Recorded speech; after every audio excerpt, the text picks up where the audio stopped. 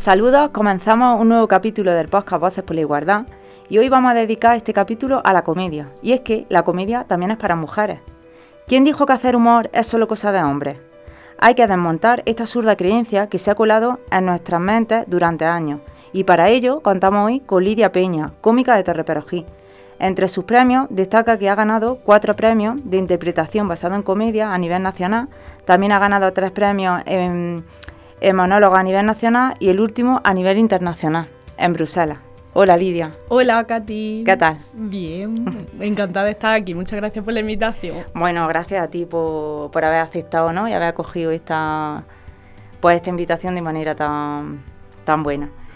Me gustaría empezar, me llamó mucho la atención, ¿no? Cuando empecé a investigar, es verdad que te he visto aquí en Torreperogí, en el monólogo que hemos estado comentando anteriormente, pero me llamó mucho la atención, ¿no?, lo de graduada en periodismo. ¿En qué momento decides dar el salto de periodismo a la interpretación? Pues, a ver, esto me parece un tema bastante interesante porque en realidad hay muchísimas personas que estudian periodismo, y que después a posteriori hacen interpretación o que están muy en contacto con el ámbito interpretativo. De hecho, es que mis andanzas teatrales comienzan en la Universidad Carlos III de Madrid, que es donde yo estudio, y allí había un grupo de teatro universitario muy bueno. Muchas personas, de hecho, por ejemplo, grandes actores como Imanol Arias han empezado también en el teatro universitario. Y había muchísimas personas que estaban en el aula de las artes. Y creo que al final son carreras que están ligadas, porque las dos, mira, al final tienen mucha oratoria, tienen cara al público. Y es que de hecho yo me daba cuenta de que había muchas personas que al final se metían en periodismo porque es una carrera que es lo que es más académica, ¿no? En el sentido de que está dentro del programa cuando tú haces selectividad, etcétera, etcétera, ¿no? Sí. Y las artes como que se digregan, pero que querían hacer realmente otras carreras más artísticas y por irse a lo académico, pues se enfocaron aquí porque entienden, ¿no?, que es como un camino más recto y que luego a nivel quizás laboral o de inclusión social en el mercado, pues te puede resultar más fácil, o como que muchas veces el sistema educativo te conduce por ahí. Yo siento que en mi perspectiva personal es lo que a mí me ocurrió, pero que no me... O sea, que bajo mi experiencia me he dado cuenta de que no fui la única persona, de que muchas personas que he conocido, además, en periodismo una carrera muy amplia, no solo a nivel artístico, sino que luego cogieron otras ramas. Creo que es un poco también a veces como un cajón desastre, ¿no?, de carreras. Pero bueno, que a mí me gustó mucho estudiarla. Lo que pasa es que es verdad que luego a la hora de ejercerla, pues me di cuenta de que distaba mucho. En lo que es, como te digo, el mercado laboral, no tenía que ver la carrera tan bonita, tan humanística y tan profunda que yo había estudiado, con luego que después, porque yo comencé a trabajar, aunque yo ya estaba muy metida en el mundo del teatro, sobre todo a nivel interno, lo que había, ¿no? Porque muchas veces, sobre todo cuando yo salí, el tema todavía había ahí vestigios de la crisis económica. Sí. Y básicamente yo estuve trabajando, yo sentía que yo era más bien que hacía más marketing que periodismo, porque al final los medios pues cogían a la gente joven y lo que querían hacer era eso, ¿no? Que hicieran más cosas de marketing, cosas de publicidad, o trabajos muy, a lo mejor muy de mono, como yo digo, sí, muy precarios, muy... En fin, de florero, ¿no? Un poco sí, más... que no tenían esa profundidad por la que yo había estudiado la carrera. Entonces eso ya me determinó totalmente como para decir, mira... Sí. ¿Y en qué momento Lidia se da cuenta de que sirve, ¿no? Que sirve para la rama cómica, para... Pues precisamente haciendo teatro en la universidad. Porque yo cuando empecé a hacer teatro lo que hacía era más comedia y bueno, siempre me había dicho, ¿no?, la gente de mi alrededor, ay, qué chiquilla, qué graciosa, no sé qué, pero yo realmente no me creía tan graciosa, o sea, era una cosa que... La dificultad que tenemos, ¿no?, para percibir, ¿no? Sí, el autoconcepto. Sí. Pues no sé, yo entendía, que claro, que si gente de mi entorno, que si mi abuela me decía que graciosa, pues ¿qué me iba a decir mi abuela? ¿No? Es como las abuelas, sí, que le dicen a todos sus nietos que son guapos. Entonces, claro, yo en ese sentido no me sentía tan graciosa, pero es verdad que cuando tú ya te vas exponiendo, vas haciendo personajes cómicos, vas haciendo ciertas cosas, incluso te das cuenta de que sin querer haces monólogos, porque cuentas una historia y todo el mundo está embobado y esperando y ¡ay, que cuente Lidia la historia! Pues claro, ya tú empiezas a decir, ostras, a lo mejor es que sí soy graciosa. Y entonces ahí empecé con la rama teatral y luego después pues quise probar en este género y como me fue muy bien, pues claro, yo ya dije, bueno, pues voy a seguir apostando, sobre todo también porque me di cuenta de que era un género que me apasionaba, lo de el stand-up comedy y los monólogos. Hay una cosa que me ha hecho mucha gracia, ¿no? Cuando empecé a investigar, y es lo del apellido en redes, ¿no? Sí. Como dices tú, me negaba a llamarme Lidia Pena, ¿no? Hombre, es que además ya hago un chiste con eso.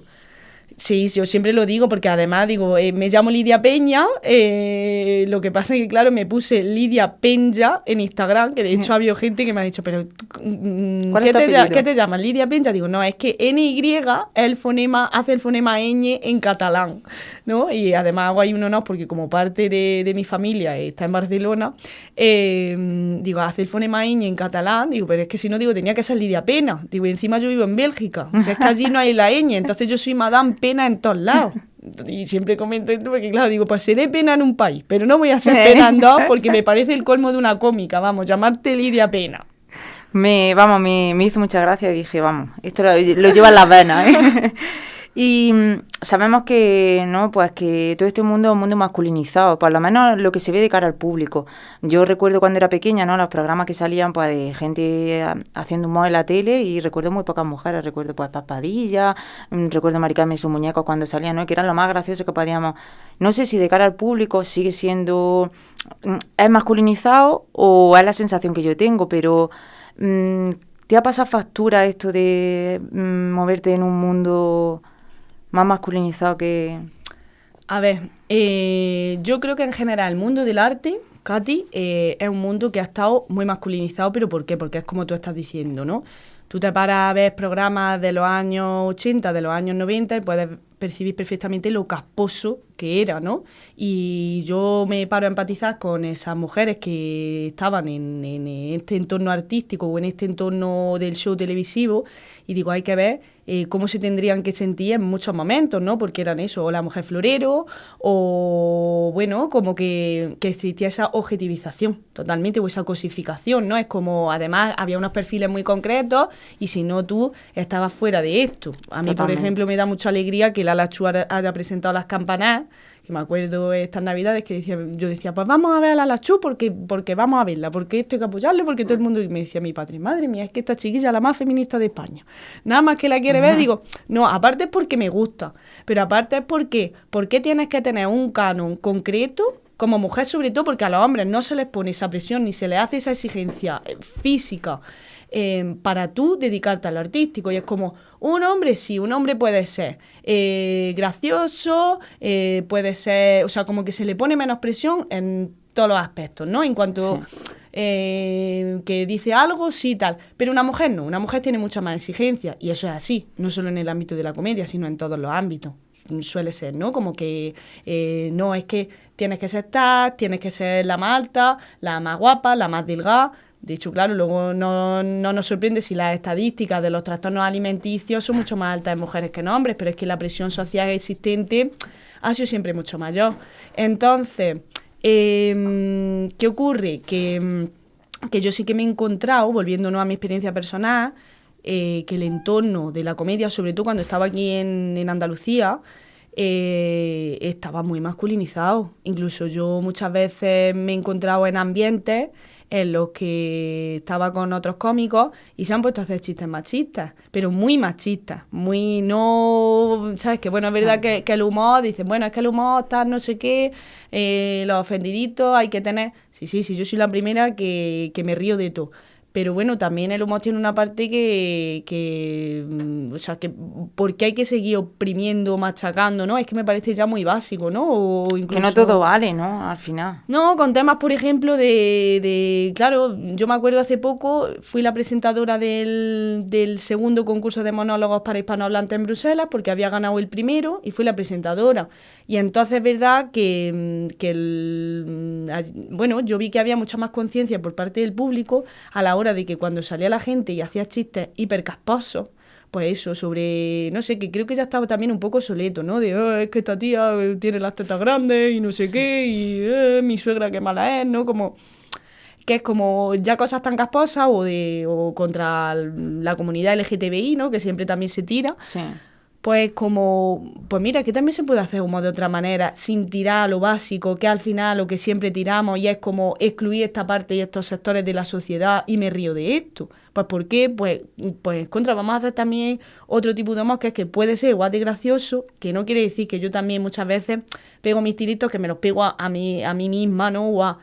Pero bueno, yo es que siento también que el humor es algo muy reivindicativo, que puede remover muchas conciencias y que si puede servir también de herramienta social, pues ¿por qué no va a hacer humor así? Y luego también que es que creo que es necesario que sea más amable, sobre todo porque si no, cuando tú entras en entornos, esto hace poco me hicieron una entrevista de esto en Bruselas y lo comenté y he tenido mis primeros haters por decir esto.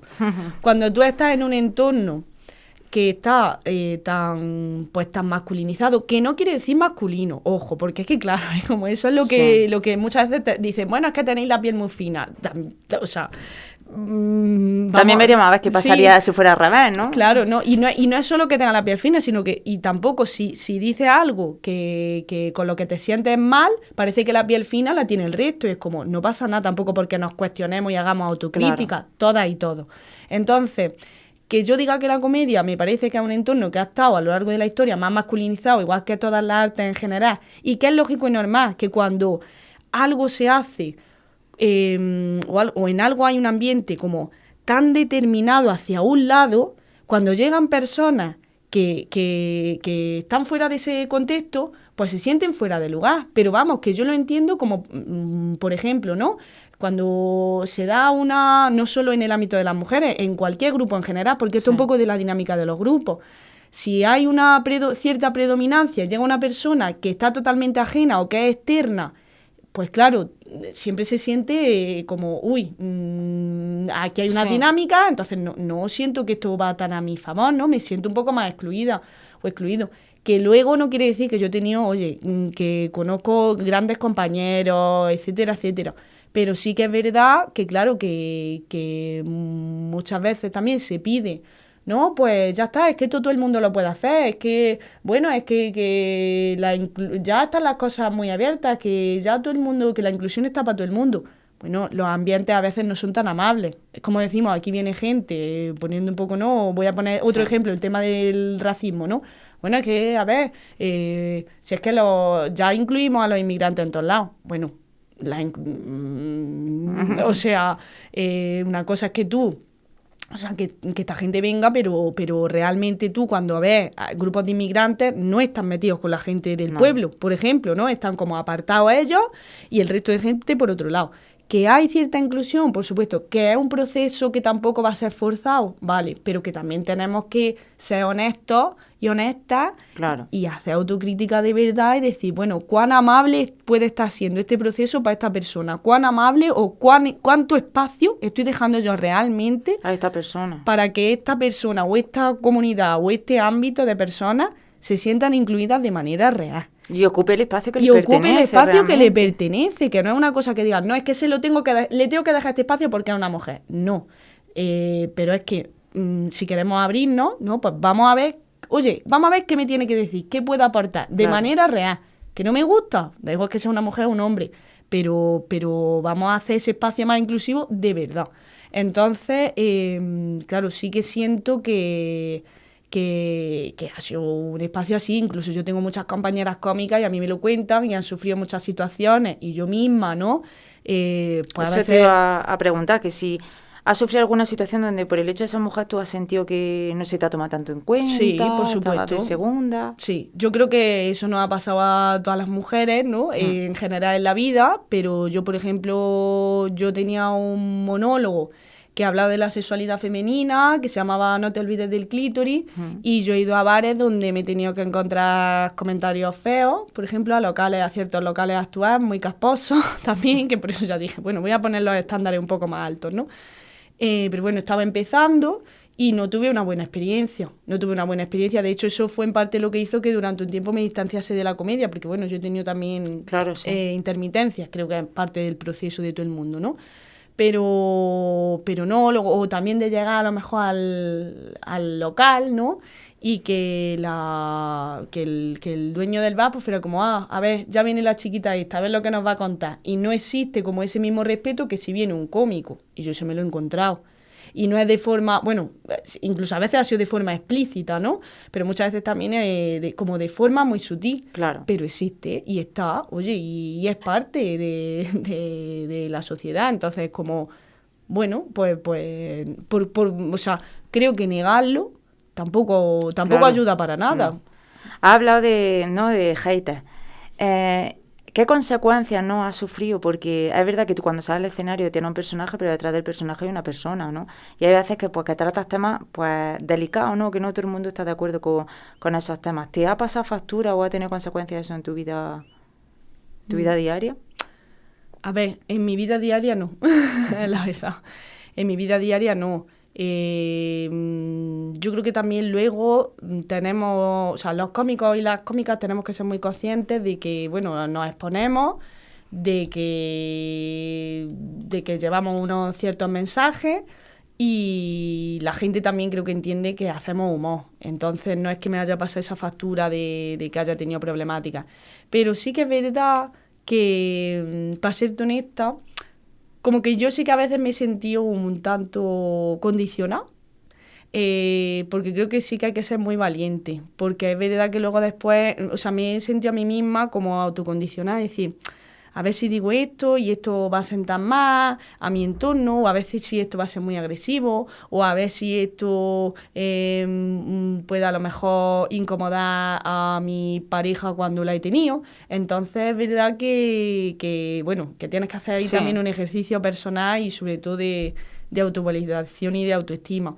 No me ha pasado una repercusión directa, o sea, negativa, al contrario, ¿no? Pero sí que, bueno, sí que entiendo que puede generar controversia y estoy totalmente, o sea, hay una parte que asumo, porque tú tienes una parte negativa obviamente también y la acepto. Bueno, eres una persona que hace activismo y yo me he dado cuenta, ¿no? He visto muchos vídeos de los que haces, hay algunos que me han llamado mucho la atención, hablas de la regla, hablas del clítoris, de la sexualidad de las mujeres. Y hay uno que me gusta mucho que había hecho, que es sobre las masculinidades, ¿no? Sí. Bueno, tengo una duda y es que ¿el hombre que salía de atrás era espontáneo o formaba parte de...? Fue un espontáneo. Bueno, pues fue buenísimo. Pero no, me llama la atención... Bueno, también de ligar, ¿no? Los modernitos ligando, que sacan mucho a ti de eso, ¿no? De cómo realmente utilizan técnicas pues que no son las más feministas del mundo. Y al final utilizan el humor pues, para hacer activismo y es algo que me parece genial. ¿De qué manera se va fraguando esa idea? ¿Cómo se va eso metiendo en tu cabeza que dices, voy a hablar de esto y voy a...? A ver, yo es que creo que yo soy siempre una persona muy activista, muy siempre.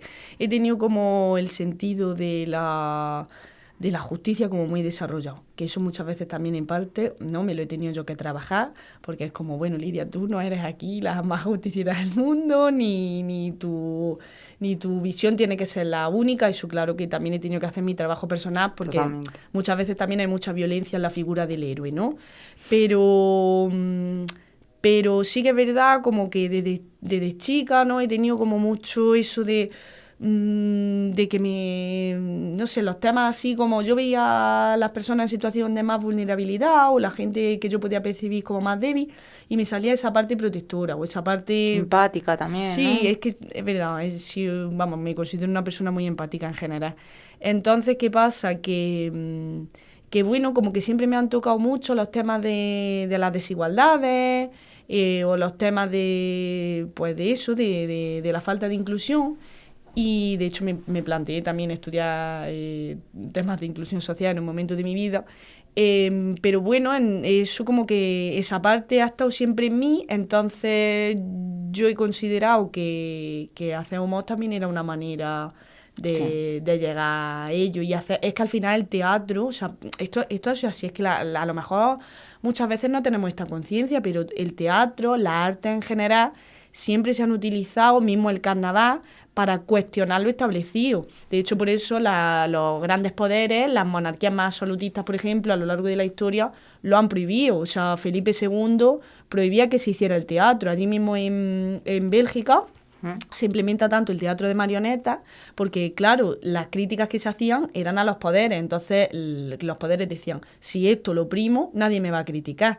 Es una manera de eso, de cuestionar, de exponer. Federico García Lorca dijo una frase que a mí me encanta, que decía, el teatro es el único arte en el que la humanidad se enfrenta a sí misma. Entonces, claro, ¿qué ocurre? Es como ver lo humano, las situaciones, la vida, y aparte de disfrutar, aparte de sentirte identificado, aparte de reír, pero te hace cuestionarte, ¿no? Te hace reflexionar, te hace también conectar en comunidad, pero creo que tiene ese valor social también, pues muy potente. Entonces, claro, cuando muchas veces a lo mejor la gente ve que te subes al escenario y que transmites un mensaje, parece que el mensaje es jiji jaja, pero si luego te paras a pensar, ¿no? Te paras a reflexionar, deja un pozo mucho mayor de lo que creemos. Hay un trasfondo ahí. De hecho, el vídeo este que tienes de las masculinidades, ¿no? Ahí sentado del espontáneo, que me gustó, me encantó, lo he visto más de una vez. Y me gustó mucho porque estamos acostumbrados a ver a hombres meterse en papeles de mujeres, pero a pocas mujeres meterse en papeles de hombres. Y además que hace ahí una crítica muy... y que saca la realidad de una manera graciosa. Yo recuerdo cuando estudiaba educación social que en una de las asignaturas tratamos el tema del humor, ¿no? Para hacer conciencia social y porque desde el humor también pues se pueden abrir muchas conciencias y sacar muchas... Tengo ahí una duda de ¿con quién le gustaría a Lidia compartir escenario? Pues... O sea, ¿a nivel de teatro o a nivel de comedia? A nivel de comedia. A ver... O a nivel de los dos, como tú quieras. Hombre, a mí me gusta muchísimo Enara Álvarez, me encanta. Es verdad que ella es más guionista que cómica, pero a mí siempre me ha gustado muchísimo. Lala Chus también me gusta, me encanta las chicas de Estirando el Chicle. Vamos, han sido gente... Silvia Brin me parece una grandísima cómica. Y luego, mira, para serte también honesta, Katy, y sobre todo porque creo que esto es muy importante también que se exponga. Yo he compartido escenario con gente que no es famosa y me ha encantado, pero ya no te digo ni con gente que se dedica al mundo del teatro, sino con gente que no son actores ni actrices, gente de la calle. Y voy a poner el ejemplo, ¿no? De cuando yo hice la presentación, el día LGTBIQ+, salió Benita. Y yo me lo pasé pipa con Benita, que es un gran personaje del pueblo, a la que aquí mandamos un besazo a Benita. Y claro, la gente me decía, madre mía, la Benita a lo mejor. Creo que esa espontaneidad que muchas veces tenemos las personas, pues es realmente lo que hace también el arte. Y yo siempre he dicho también que oye, que grandes de mis referentes, ¿no? No han sido tanto, aunque muchas veces se ha sido gente bueno, que es más famosa o que estaba más como personaje público, pero que también ha sido gente pues de mi día a día que me han inspirado para hacer papeles. Justo eso te quería preguntar, que cuáles eran los referentes, ¿no? De Lidia Peña, pero no ya desde el ámbito de la comedia, porque me has dicho nada, pero más de tu día a día. ¿Quién han sido tus referentes? ¿Quién ha marcado tu vida que has dicho, me da fuerza, me quiero parecer a esta mujer, o esta mujer me da la valentía para tirar para adelante? Porque al final... con la campaña que ahora en marzo hemos hecho en la Casa de la Igualdad, ¿no? De mi mujer heroína, yo siempre quiero reivindicar eso, nuestras mujeres del día a día, nuestras heroínas, nuestras mujeres referentes, que a veces tendemos a mirar hacia arriba y se nos olvida un poco mirar hacia el lado, ¿no? Que también tenemos mujeres importantes. Pues, a ver, yo siento que sobre todo las mujeres de mi entorno, del pueblo, mismamente cuando a mí me dieron el premio en la Allí en Jaén, ¿no? Que me han dado un premio hace poco de la Gala Jaén Mujer, que organiza Diario Jaén, pues yo le decía también, es que al final las mujeres que yo he tenido a mi alrededor han sido personas que para mí han sido grandes referentes, pero ¿por qué? Porque yo me he sentido que en el pueblo han hecho comunidad. Entonces eso, por ejemplo, cuando yo he estado fuera, es algo que he echado mucho de menos, aunque he creado también mis comunidades, ¿no? Pero eso lo valoraba mucho y yo lo quería hacer, del tipo, que a ti te haga falta algo y esté tu vecina para ayudarte. Sí. Que tú necesites lo que sea y salga tu amiga. Que la madre de tu amiga sea como si fuera de tu familia. Que esté tu tía, que esté tu madre, que esté... Es como... claro, al final... esa comunidad que yo he visto, ¿no? de esos cuidados, ¿no? que existen también sobre todo mucho en las zonas rurales, pues a mí me han hecho admirar mucho, por supuesto, a mi género. Y muchas veces ves también ¿cómo lo explico? Como esa falta de creérselo en muchos aspectos, ¿no? De decir, madre mía, yo he hablado con mujeres y decir, uy, no, yo de aquí del pueblo, uy, yo el coche no lo cojo porque a mí me da miedo, porque yo conducí cosas de ese tipo, ¿no? Y decir, madre mía, ¿cómo nos hemos quedado relegadas en muchos aspectos, ¿no? A un segundo plano. Cuando, ¿por qué vas a tener tú menos validez que un hombre que coge el coche, ¿no? Y esos comentarios los he escuchado yo aquí en el pueblo, de madres de amigas, por ejemplo, ¿no? Y entonces, pues claro, me generaba como ese debate interno de decir, bueno, hay que ver que falta lo que tú dices, ¿no? De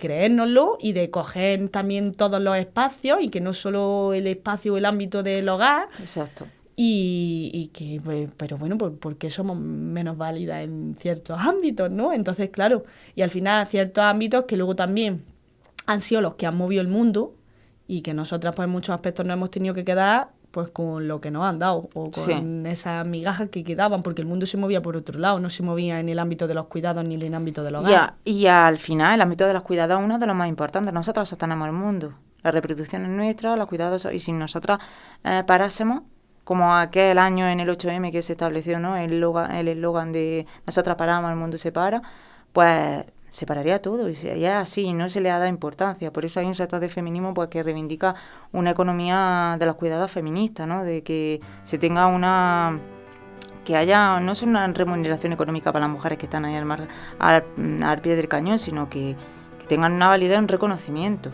Entonces es importante. Bueno, pues para terminar me gustaría que lanzara algún mensaje pues a esas chicas, ¿no? Porque tú eres referente ya. Aunque te cueste creerlo, eres referente, y seguramente que serás referente para muchas chicas que vengan detrás, que quieran dedicarse a lo mismo que tú te dedicas. Entonces me gustaría que le mandara un mensaje. Bueno, muchas gracias, Katy, por tus palabras. Me abruma incluso, ¿no? Escuchar lo de que soy referente. ¿Qué lo digo a la cámara o te lo digo a ti? Como tú quieras. Bueno, pues yo sí puedo lanzar un mensaje que a mí me hubiera gustado que me hubiesen lanzado en mi adolescencia. Es que también además lo dije cuando presenté aquí la gala de los 18 años, que pase lo que pase, sobre todo a las niñas o muchachas jóvenes que me están viendo, que creáis en vosotras mismas, porque tenéis mucho más poder del que seguramente penséis, del que seguramente creáis, del que seguramente veáis reflejado, que el espacio también es vuestro, que la vida también es nuestra, de las mujeres, y que al final en la vida tenemos que hacer lo que realmente queramos de corazón, sin creernos que no vamos a llegar porque vengamos de un entorno rural o porque seamos una mujer o porque no hemos tenido referentes, porque si no hemos tenido referentes, el referente también podemos ser nosotras mismas. Así que hay que tomar la vida de esa manera. Bueno, pues nos quedamos con esa frase, ¿no? El referente también podemos ser nosotras. Muchas gracias por haber estado aquí, la verdad es que lo he disfrutado muchísimo. Muchas gracias a ti, Katy, yo también lo he disfrutado, gracias de corazón y por haber creado este espacio tan necesario también para Torre Perugia. Muchas gracias.